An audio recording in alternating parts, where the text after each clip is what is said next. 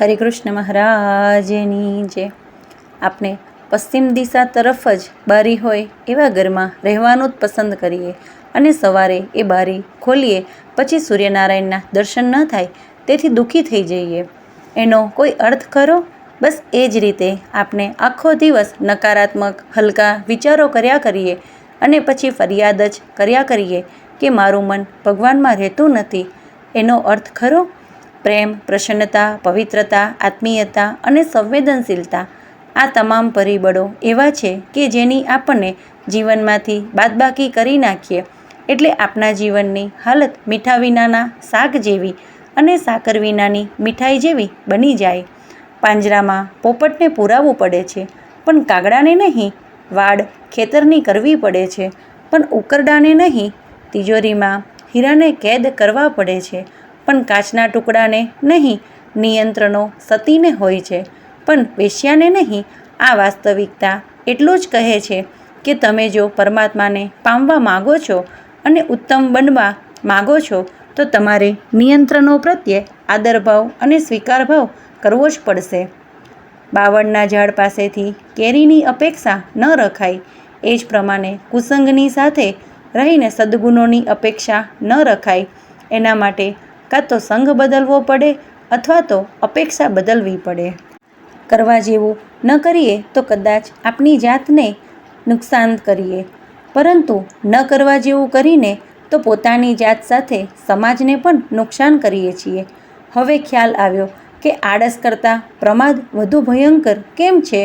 કારણ કે કરવા જેવું ન કરવું એ આળસ છે અને ન કરવા જેવું કરવું એ પ્રમાદ છે.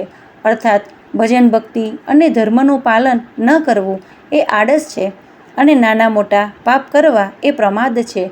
પેટનો ખાડો રોટલીથી પૂરાઈ જશે, ધરતીનો ખાડો માટીથી પૂરાઈ જશે, પણ તૃષ્ણાનો ખાડો તો કોઈથી નહીં પૂરાય. રોગિષ્ઠ શરીર સદગતિ માટે બિલકુલ પ્રતિબંધક નથી.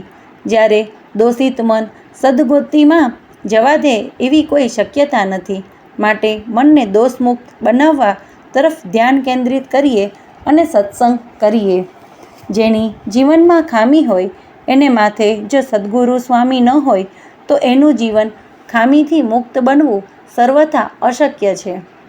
સામી વ્યક્તિની ભૂલ પણ એને સજા કરવાની ઈચ્છા થાય એ કનિષ્ઠ ભૂમિકા કહેવાય અને ક્ષમા આપવાનું મન થાય એ મધ્યમ ભૂમિકા કહેવાય, પણ એને પ્રેમ કરવાની ઈચ્છા થાય એ તો ઉત્તમ ભૂમિકા કહેવાય.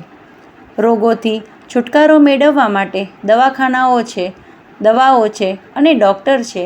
એ જ રીતે દોષોથી છુટકારો મેળવવા માટે મંદિર છે, શાસ્ત્ર છે અને સંતો છે. માટે તેમનો સમાગમ કરવો.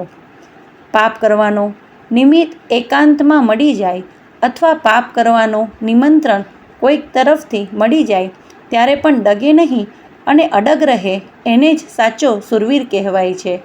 આવા સુરવીર લોયાના સુરાબાપુ હતા, માનાવદરના મયારામ ભટ્ટ હતા અને ભાવનગરના રૂપાભાઈ દરબાર હતા.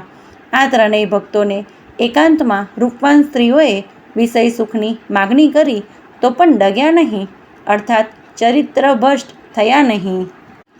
સજ્જનને દુર્જન માની લઈને એની સાથેના સંબંધને જો કાપી નાખવામાં આવે છે તો મોટામાં મોટું નુકસાન તો એ થાય છે કે આપની સજ્જન બની જવાની સંભાવના પણ પૂર્ણ વિરામ મુકાઈ જાય છે. હરિકૃષ્ણ મહારાજની જય.